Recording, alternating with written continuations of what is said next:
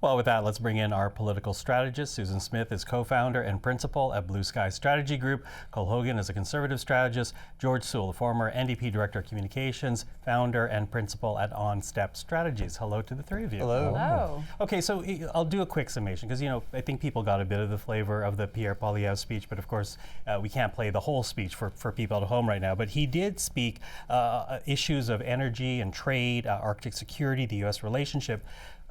But was that speech, those positions, were they distinct enough from what we've heard from Mark Carney to help the public image of the Conservative leader in terms of improving his polling numbers? Yeah, yes and no. Yes, in terms of China, I think he sort of drew a stronger line on China if people are paying attention. But no, for the rest of it, I read the speech. I didn't watch all of the speech. And my thought as I was reading it was, I think Prime Minister Carney said that, what took you so long, Pierre? And also, you're the guy that went around for so long saying Canada's broken, and all of a sudden you have this newfound faith in the country. So that was part of it. I think he'll have to be saying those kinds of things for a while for people to feel that there's a big difference, because the time to have started talking about those things was when President Trump got elected, because Mr. Poilievre was the leader. Then Mr. Carney got elected, and Mr. Poilievre still wasn't talking about those things. Through his leadership review, he wasn't talking about those things because he was worried about the Jamal Javani part of the base of the party. And now that he's through his leadership review, he's suddenly starting to talk about those things. So do we need him to be talking about it? It's good for the country for those kinds of conversations, but I think people feel that the Prime Minister's got a lot of that stuff handled.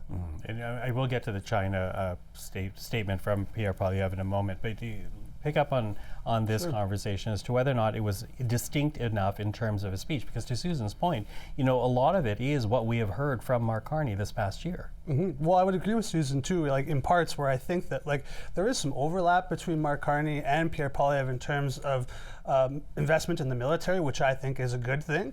And there was different speeches for different audiences. I don't think that Pierre should have talked about solely Trump at the convention in Calgary. We saw more of a emotive, high EQ speech from Poilievre in Calgary, and here we see Poilievre addressing Donald Trump and tariffs. And I would argue, in terms of direct mentions, directing and addressing President Trump more directly than Carney did in Davos.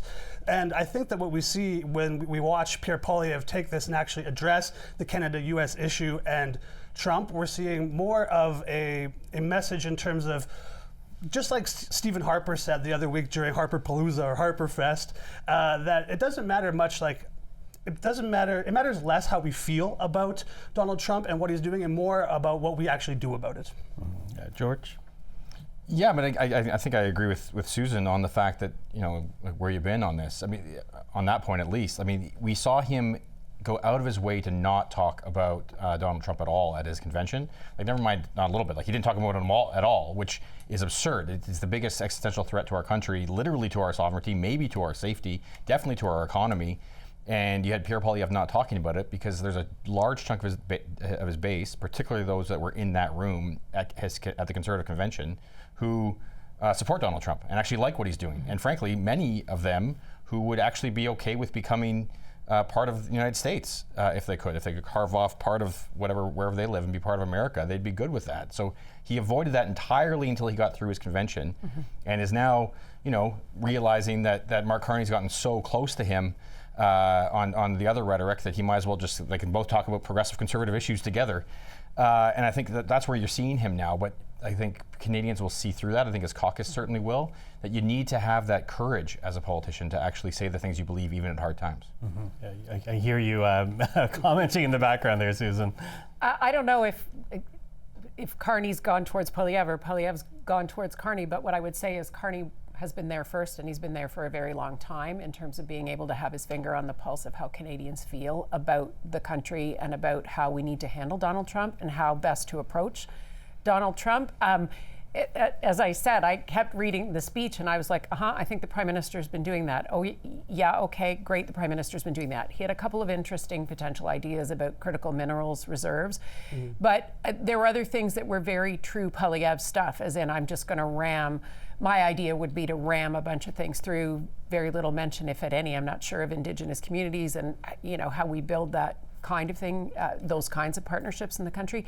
And I think, quite frankly, in the summation near the end of the speech, a very naive approach to what the actual trade relationship will end up being with the United States. He's like, tariff-free trade, that's great, we all want tariff-free trade, but find me Donald Trump or anyone in his administration. We were just told yesterday by the U.S. trade rep that the tariffs will be a part of any deal. So it's a bit naive, I think, and it looks a bit foolish on the part of Poilievre because he can't deliver, nobody can deliver that because that is Trump. And I just feel there's been such an about face in some of those statements that from a credibility perspective, he's going to have to start saying those things over and over again for a long time to people to believe him. I'm not sure he's capable of sustaining that. I think we saw the proposal from Pierre Poilievre for the all-party Kuzma committee, which I think is part of the Conservatives' efforts to reach out to the Liberals and find areas on which they can cooperate and work together on. We saw that on the GST bill, the crime bill, working together on some immigration files, the major projects bill,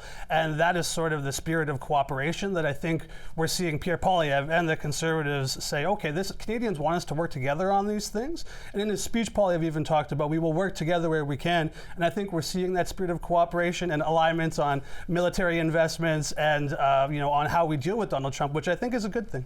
I think, sorry, Michael, just really quickly. I'm not sure how much it's about spirit of cooperation and how much it's about I don't want to go to the polls and lose. Okay. Well, and the polling numbers are very much on the Liberal side right now by double digits by most measures. But, a lot of this speech and why it's important is, of course, Poilievre is trying to build support amongst Canadians because his numbers are lagging in terms of preferred prime minister, in terms of party support, double digits in both cases behind the Liberals, behind Mark Carney.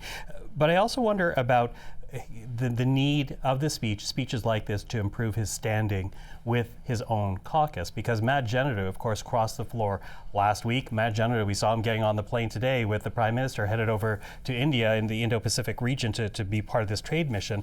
How much are efforts like this speech is about building public support? How much of it is just trying to show his caucus he has the goods to look prime ministerial to Canadians? To change. Look, Mr. Poilievre's in trouble at the moment with his caucus. He lost one person in the early fall. He lost one person right before Christmas. He lost one person after his 87% leadership thing and Mr. Carney's speech in Davos with Matt Genadou crossing the floor. He kind of lost Jamal Giovanni in Washington when he went to Washington and was spouting off on his own accord. So Mr. Poilievre has a caucus management issue, and I think you're right. Part of this is showing that he can change. I expect people came home from the Christmas break, came back to caucus and said, a lot of my constituents were okay with what Prime Minister Carney was saying in Davos. What are you doing?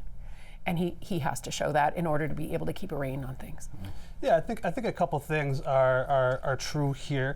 I think that the floor crossers didn't do so out of some deep political principle. They did so because they wanted a shortcut into government. And watching Matt Genadou go on this junket with the Prime Minister, those are things that the sitting party in government can offer a potential floor crosser to entice them over. And I don't think I think the Liberals are smart enough to not put Matt Genadou into cabinet anytime soon, but I think they're going to want to try to win more space, more electoral ground in Western Canada. So I'd watch for someone like that to potentially make it into cabinet after a shuffle. Well, the numbers are tightening in Alberta, let alone the rest of the country. But in Alberta, the space between Conservatives and Liberals are tightening at this moment in time. George, what do you say? How much of this is about trying to secure his leadership amongst his own caucus? Oh, it's all about that. And I think that part of what's happened is that, and look, I don't want to give any, no ground or favor to any of the floor crossers. It's definitely a selfish, self-interested move. But it exists because the Conservatives don't have a chance of forming government anymore. And those people are seeing that. Pierre Poilievre had this massive popularity that he was born on third base and thought that he hit a home run. And really what happened was people were done with Justin Trudeau. Justin Trudeau had moved the Liberal Party so far that there was a ton of space between the center and the far right for Pierre Poilievre to kind of grab everybody and look popular, even though really his popularity was largely based in anti-Trudeau sentiment. And now that there is a prime minister who's moved far over to the right of center as a Liberal, then first of all, all those progressive Conservative voters and MPs feel comfortable within the Liberal Party. They feel like they have a home there, so it's a natural place to move. And Pierre Poilievre needs to now try to figure out how to be somebody he's not to cater that more center thing, where he's more naturally a friend to the extreme. And in Canada, you just can't do that. Our voters largely stay somewhere around the middle across the country, and so you can't cater to an extreme on one side and think that you're going to be able to form government. And his caucus is seeing that, and they're walking away. Okay, listen, I'm going to quickly switch topics here. Very little time, but I do want to talk about the NDP. Leadership, the last leadership debate took place last week. Full disclosure, George is involved in Heather McPherson's campaign. But in that debate, not a lot of time talking about building new trade relationships, not a lot of time talking about defense and security for this country, which are very much top of mind issues for Canadians across this country. Can the NDP get relevance back in any form without tackling these issues, Susan? Not in the short term.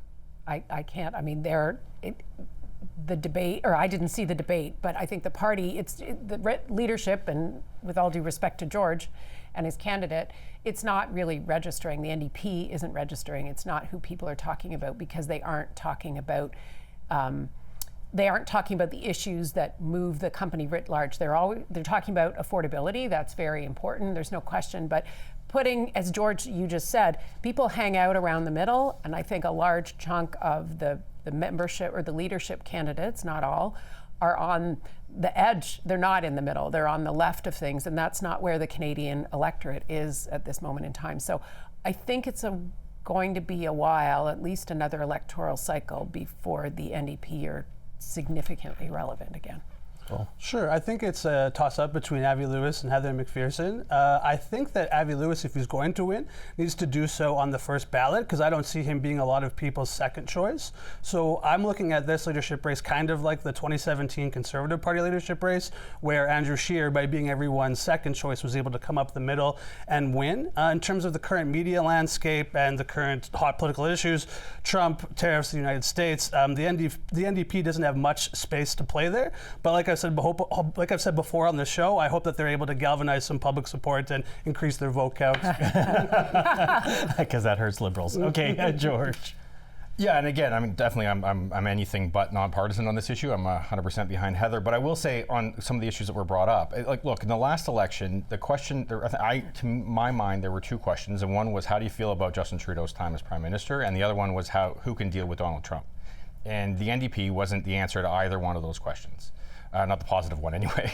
And so that does need to shift. And I think, I'm not sure if it's good news to say, but we have actually been talking, and we at the campaign, all the campaigns to some extent, have been talking about Trump and some of these other issues. But again, they're not getting a whole lot of coverage because there's 7 seats in the House, and it's hard for us to regain that kind of larger position in the dialogue. And so it is going to be incumbent on the candidates to talk more about those issues and punch through a little better.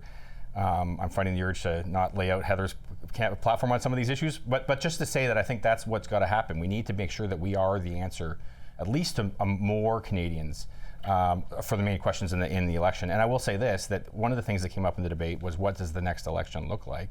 And while Jagmeet stood up at the beginning of the 2025 election and said he's running for Prime Minister, 4 of the 5 candidates, so Tony McQuail being the outlier, all said that the next campaign for the NDP is about rebuilding. Like, we're not running for Prime Minister the next time. We're all 4 of the 5 candidates are honest about that. And that's what it's got to be. It's got to be about, where can we find the support to rebuild some ground so we have a base from which we can build again. But there might even be a few more bricks to fall, right? 7 seats currently in the House. Alexandre Boulouris, the lone Quebec MP, may go and run for provincial politics. He hasn't denied that he's thinking about that, so you guys could be down another seat. And then the MP from Nunavut, I think, is a bit waffly too about whether she's going to stay in caucus. Quick response. Well, whoever wins this race, there's a lot of work ahead of us for sure. Like, there's no question that this is going to be even more work for the winner than this campaign's been. Once they're the leader, it's a lot more work ahead of us for sure. But I do think that there's some hope there, and so that's the challenge that will be for whoever wins. Okay, that is our time. If you missed the NDP debate, Susan Smith, you can watch it on cpac.ca. Susan, Cole, George, thank you very much. Thanks, Michael. Thank you.